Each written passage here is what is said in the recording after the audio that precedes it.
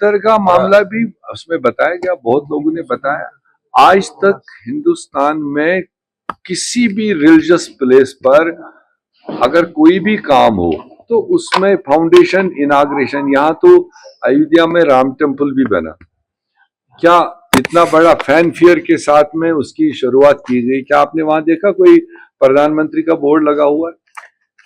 नहीं लगा।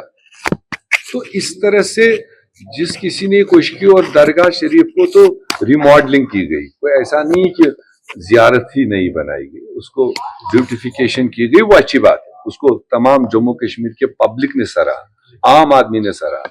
बट अब उसको मतलब डिपिक्ट करना है कि नहीं हमने यहाँ पर बोर्ड ही लगाना है जो किसी भी मजहब को, आप कल ये सिख धर्म में लगाइए, आप हिंदू धर्म के किसी जगह लगाइए, वहां भी ऑब्जेक्शन आएगी।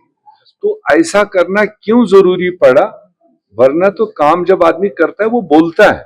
जब तक ये बोर्ड नहीं लगा था, मुझे लगता है कि सोशल मीडिया में जबरदस्त एप्रिसिएशन हो रही थी कि जिस किसी ने ये काम किया है वो ये अप्रिशिएट, चाहे जमात कोई भी हो, जात कोई भी हो, एप्रिसिएशन हुआ। मगर जैसे ये चीज हुआ तो करना नहीं चाहिए था।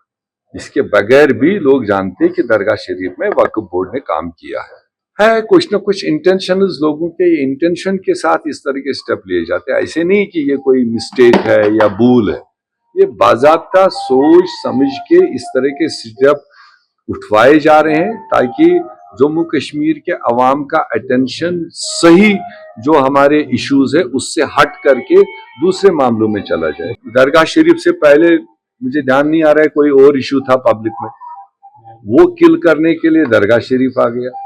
अब दरगाह शरीफ में भी सेटल ही नहीं हुआ कि किसकी गलती है, तो आपको डोडा शरीफ आ गया। अभी एक आध दिन डोडा शरीफ चलेगा, तब तक आपको कोई और शरीफ आएगा। तो ये सारी मैनेजमेंट है कि कैसे असली इशू से ध्यान भटका करके दूसरे मामलों में लोगों का ध्यान ले चलना है।